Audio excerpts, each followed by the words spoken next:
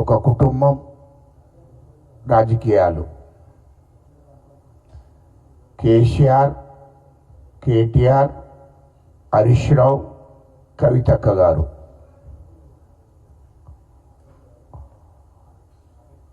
ఈ కుటుంబం తెలంగాణ ప్రజల మీద, తెలంగాణ ప్రజలను శాసించాలి అనేటువంటి లక్ష్యంతో ఉన్నటువంటి కుటుంబం ఇది.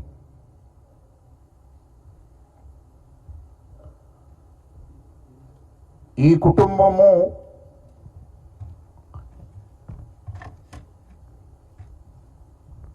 నిజంగా ప్రజలకు ఏమన్నా సేవ చేసి ప్రజలకు ఇచ్చినటువంటి హామీలను ప్రజల కోసము నిస్వార్థంగా వీళ్ళ కుటుంబం నుంచి వెళ్ళి, అంటే కేసీఆర్ నుండి మొదలుకుంటే కేటీఆర్, హరీష్ రావు, కవిత గారు,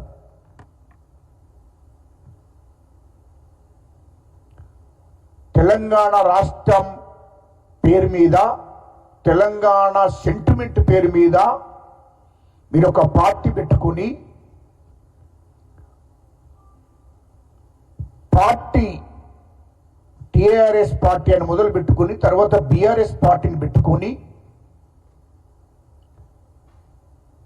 తెలంగాణలో ఉన్నటువంటి 99% ప్రజల మీద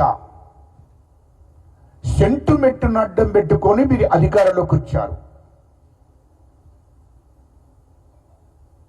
తెలంగాణ సెంటిమెంట్ అడ్డం పెట్టుకొని అది మీకు గుర్తు చేస్తున్నా. తెలంగాణ కోసం త్యాగం చేసినటువంటి 1200 మంది బిడ్డలు ఎస్సీ, ఎస్టీ, బీసీ, మైనార్టీలు, రెడ్లు. తెలంగాణ ఉద్యమం చేసింది 99% ఎస్సీలు, ఎస్టీలు, బీసీలు, మైనార్టీలు, రెడ్లు. వీళ్ళందరూ ఉద్యమం చేస్తే తెలంగాణ రాష్ట్రం ఏర్పడ్డది.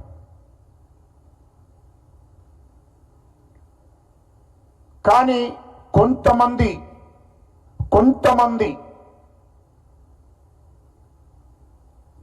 ఎవరైతే కేసీఆర్ మూలంగానే వచ్చిందని ఒక అబద్ధపు ప్రచారం చేసుకుంటున్నటువంటి కుటుంబం కేటీఆర్, హరీష్ రావు, వీళ్ళే చెప్పుకుంటున్నారు మా అయ్య చేయబట్టి, మీ అయ్య చేయబట్టి రాలేదు అని మేము చెప్తున్నాం. 99% ప్రజలు కొట్లాడితే వచ్చింది. మేము తెలంగాణలో కీలక పాత్ర వహిస్తే తెలంగాణ రాష్ట్రం ఏర్పడ్డది. అది గుర్తుపెట్టుకోవాలి. ఇయ్యాల్లో ఒక తెలంగాణ ఉద్యమం మీద, తెలంగాణ ఉద్యమం పేరు మీద తెలంగాణ ప్రజలను మోసం చేశారు. తెలంగాణ ఉద్యమం పేరు మీద మీరు ఏబట్టి 1200 మంది బిడ్డలు చనిపోయారు.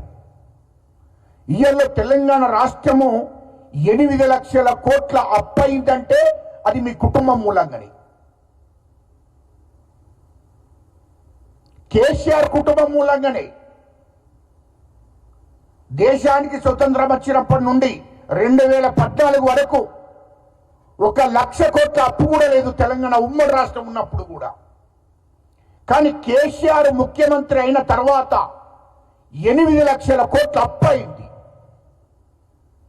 ఈ విషయం నేను ఎందుకు చెప్తున్నానంటే కేటీఆర్, హరీష్ రావు, కేసీఆర్ కూడా ప్రతి మాటకు మేము తెలంగాణ ప్రజలకు ఏమో చేశాం, వాస్తవ విషయాలు చెప్పండి.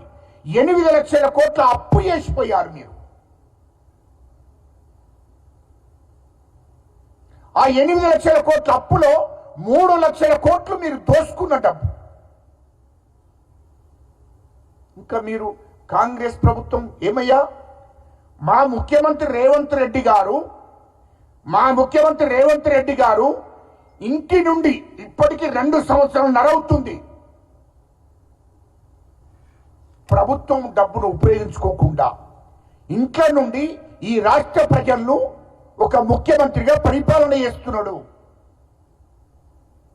ఇది ప్రజలు చూస్తున్నారు. ఇంట్లో భోజనం చేసి తెలంగాణ ప్రజల కోసం పనిచేస్తున్నాడు. 24 గంటలలో 18 గంటలు తెలంగాణ ప్రజల కోసం పనిచేస్తున్నాడు మా ముఖ్యమంత్రి రేవంత్ రెడ్డి గారు. కానీ మీరు 8 లక్షల కోట్లు అప్పు చేసి పెట్టిపోతే ఆ 8 లక్షల కోట్లకు ఇంట్రెస్ట్ అసలు కట్టుకుంటూ వస్తున్నాడు మా ముఖ్యమంత్రి రేవంత్ రెడ్డి గారు. మీరు చేసిన అప్పులను ఒక దిక్కు తీర్చుకుంటూ తెలంగాణ ప్రజలకు ఇచ్చినటువంటి హామీలను నెరవేర్చుకుంటూ ఒకటి తర్వాత ఒకటి 2.5 సంవత్సరాలు అవుతుంది. అప్పులకు ఇంట్రెస్ట్ కట్టాలి, ఇటు ప్రజలకు ఇచ్చిన హామీలను నెరవేర్చాలి. దాని గురించి ఎందుకు ఆలోచించడం లేదు? కేటీఆర్, హరీష్ రావు ఇష్టం వచ్చినట్టు చెప్తున్నారు మీటింగులలో. వాస్తవాలు మాట్లాడుకోవాలి కదా,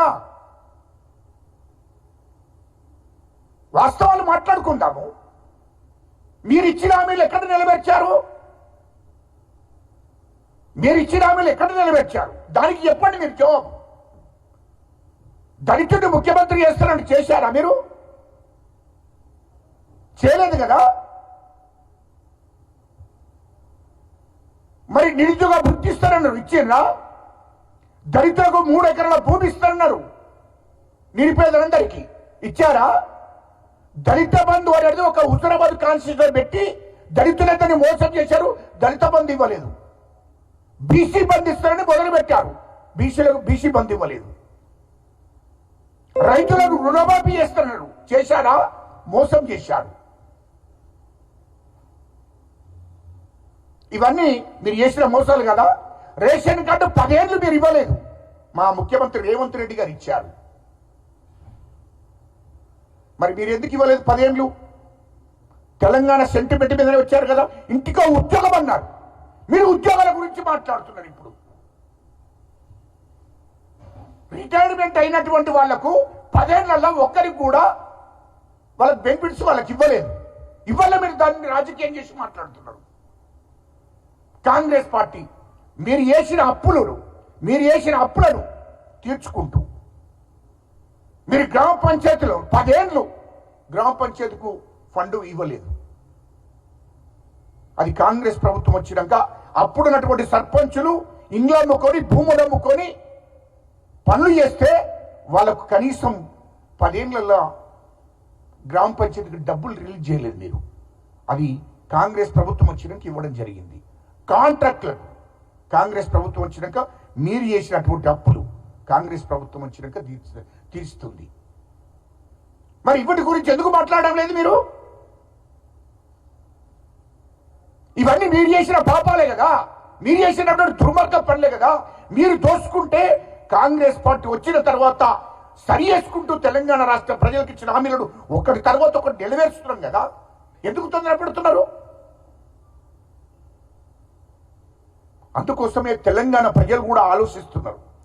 ఒక్క దొర కుటుంబం ఇన్ని రాజకీయాలు మాట్లాడుతున్నారే, ఒక్క దొర కుటుంబం, బీసీలు కాదు, ఎస్సీలు కాదు, ఎస్టీలు కాదు, ఈ రాష్ట్రంలో మాట్లాడేది ఓన్లీ ఒక దొర కుటుంబమే మొత్తం కాంగ్రెస్ పార్టీ మీద మాట్లాడుతుంది, మా ముఖ్యమంత్రి గారి మీద మాట్లాడుతున్నారు. 99% ఉన్నటువంటి ప్రజలకు నాయకత్వం వహిస్తున్న నాయకులు ఎవరు మాట్లాడాలే. కానీ ఇయల్లో కేసీఆర్ కుటుంబం ఒక దిక్కు, కేసీఆర్, కేటీఆర్, హరీష్ రావు, కవిత గారు. ఏంటే నాకు అర్థం కావడం లే. ఒక్క కుటుంబము, ఒక దొర కుటుంబమే మాట్లాడుతుంది. నాకు అర్థం కావడం లే. మీరేం చేశారు? నాకు ఒకటి చెప్పండి, మీరు ఏం చేశారు తెలంగాణ రాష్ట్రానికి, తెలంగాణ ప్రజలకు? ఆనాడు తెలంగాణ ఉద్యమం జరుగుతున్నప్పుడు కేసీఆర్ గాని, కేటీఆర్, హరీష్ రావు, కవిత జైలుకోలే, లాఠీ దెబ్బలు నిండలేదు. మరి వాళ్ళ ఇంట్లో ఎవరు చావలేదు. మీరు ఎట్లా త్యాగం చేసినట్టు. రెండవది, మీరు అధికారంలోకి వచ్చారు. అధికారంలోకి వచ్చిన తర్వాత ఈ ఎస్సీలకు, ఎస్టీలకు, బీసీలకు ఏ బొరగ పెట్టారు? రైతులకు ఏ బొరగ పెట్టారు? రైతులకు రుణమాఫీ ఇస్తారని మోసం చేసింది మీరే కదా. రుణమాఫీ చేస్తారని 10 ఏళ్లలో రుణమాఫీ చేయకుండా మోసం చేసింది రైతులను మీరే కదా. రైతులకు గిట్టుబాటు ధర ఇవ్వకుండా మోసం చేసింది మీరే కదా. రైతులు మాకు గిట్టుబాటు ధర ఇవ్వాలని రోడ్డు మీదకి వస్తే ఖమ్మంలో బెడీలేసి జైలుకు పంపించింది మీరే కదా. ఇది వాస్తవాలు మాట్లాడుకోవాలి. దళితుడిని ముఖ్యమంత్రి చేస్తారని చెప్పి దళితుడిని మభ్యపెట్టి మోసం చేసింది మీరే కదా. మరి ఇన్ని ఉన్నాయి. నిరుద్యోగ వృత్తి ఇస్తారన్నారు, మోసం చేశారు కదా. ఇంటికా ఉద్యోగం అన్నారు, ఇవ్వలేదు కదా. ఇవన్నిటి గురించి కూడా మాట్లాడుకోవాలి కదా. ఏమున్న మా ముఖ్యమంత్రి గారు డిసెంబర్ 23 2023